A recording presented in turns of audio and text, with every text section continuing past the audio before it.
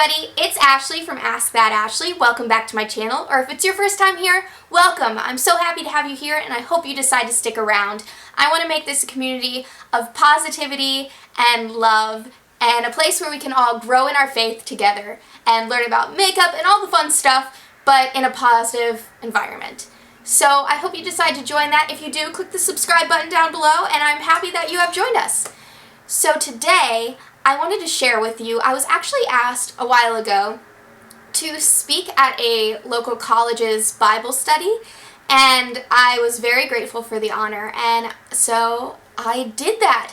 And I wanted to share the results of that with you, but it was like a normal sized sermon talk thing. So instead of sharing the whole thing, I'm going to clip it down for you guys so it's YouTube length, hopefully.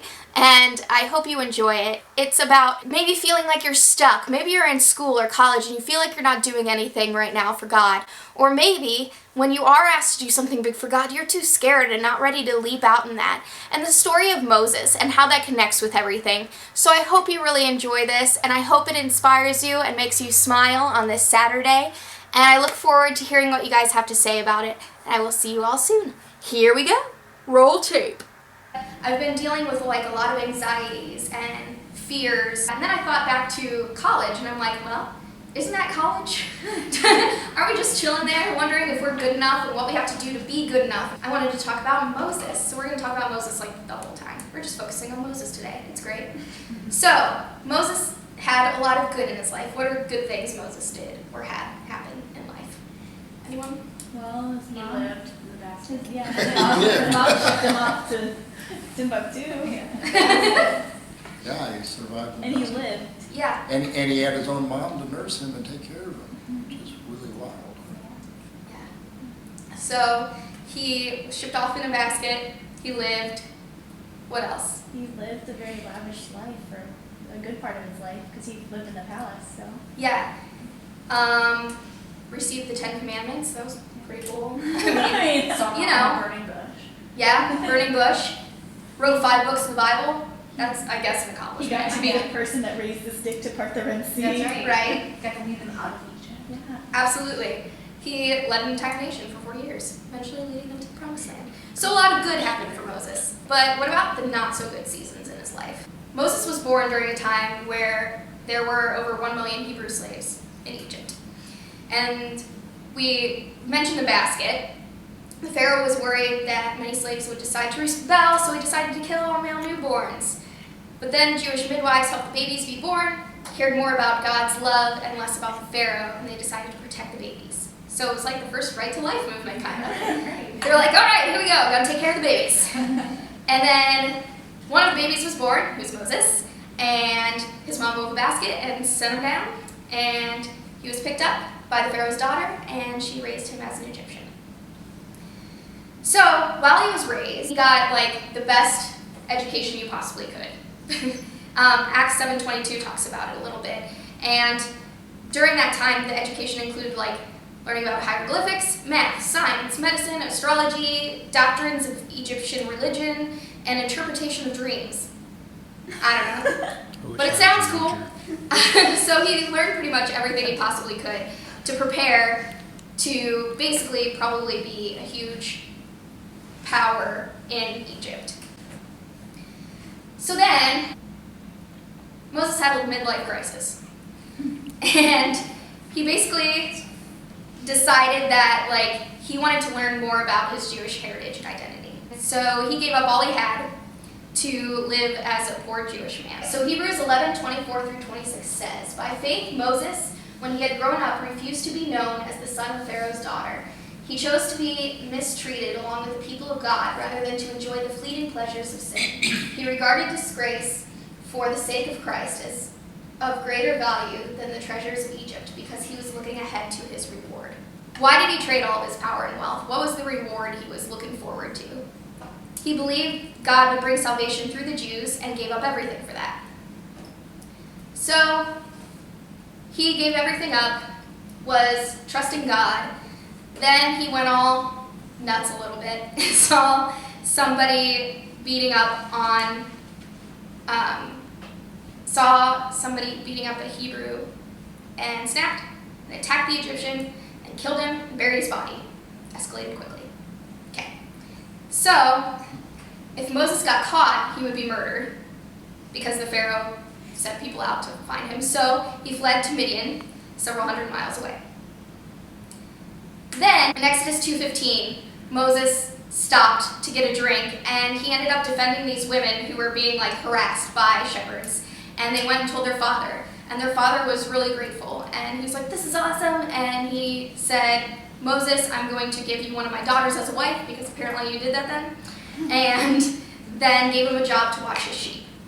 So for more than 40 years, that's what he did, was he watched sheep in the middle of nowhere with his wife and children, while the Jews were suffering in Egypt for 40 years. So this is what I imagine emotionally he felt like watching sheep. How do you think Moses felt during that time where he was just chilling for 40 years watching sheep? He probably felt insignificant, what am I doing? What is my life purpose? Is Yeah. this really where God wants me? Just sitting there what is going to happen that's new? It's been 40 years. And the Jews are suffering, and all this stuff is happening. He's just, as I said, chilling, watching sheep. No big deal. And so sometimes we feel like that. We feel like we're stuck, or we feel like we're not good enough, or we're not prepared for things. Yeah, he had this great education, but then for 40 years, he was just watching sheep. He wasn't using that education that he got, and he wasn't really doing anything. That he felt like he wasn't doing anything. And so sometimes we feel like we're doing nothing for God. And sometimes God has to allow us to go through those times of doing nothing, or feeling like we're not doing enough, or feeling like we're not ready, to prepare us to be able to help us learn so we can serve him, and so we can do those things that will make a difference. So maybe you felt rejected or abandoned, but that's helped you grow and trust in God. Or maybe you've lost someone in your life, and that has helped you turn to God, or helped you understand what loss is like for other people, so when you're witnessing to them and speaking to them, you can relate better. Maybe sometimes you don't even want to crawl out of bed in the morning because you feel like it's not worth it. What am I going to do today that's really worth anything? I'm just kind of sitting there and I'm like, what am I even doing? What can I even do for God right now? Am I good enough? Do I have these things that make me good enough in my life that he can use me again? In those times that we feel like we can't win, or we can't overcome these obstacles, and we think we have no time left to make a difference, like Moses probably did, because he was a flippin' old man before he got the chance. It comes to the point where God finally asks us to surrender to him. And when we do surrender to him, that's when great things happen. So, Moses finally had his time. And you'd think he'd be like, yes, something's happening. I get to lead these sheep. This is great. But no, he decided to make up excuses of why he should not do anything, because he was scared. Never let your emotions and your fears and those types of things take over what God's actually calling you to do, because he'll never call you to do something that you can do on your own. There's no reason.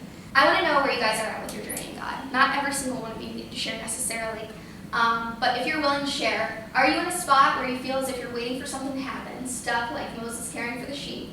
And if so, when something comes along, do you think you'll be ready to take on the challenge, or do you think it'll frighten you?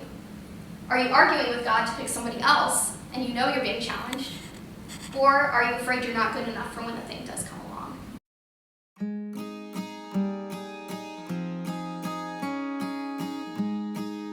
That's all for today, guys. Thank you for joining me. I hope you enjoyed the chat I had with the college students over at one of the local colleges, and I hope it inspired you or helped you feel like you could get through this time in your life that you're in, whether you feel like you're stuck somewhere or whether you feel like it's hard for you to take that leap that God is asking you to take. If you are in one of those moments, I would love for you to share where you feel like you're at down below, and we can chat about it as a community. I love you all. Now remember, I post now every Wednesday and Saturday. I hope you're here for all of them. I'm going to go back and forth between makeup and do-it-yourself type stuff and these talks. So don't unsubscribe if you don't like these Christian talks. Don't unsubscribe if you don't like the makeup, because we're going back and forth and we're doing all the things. So I hope you stick around, and I love you all, and I'll see you soon. Bye!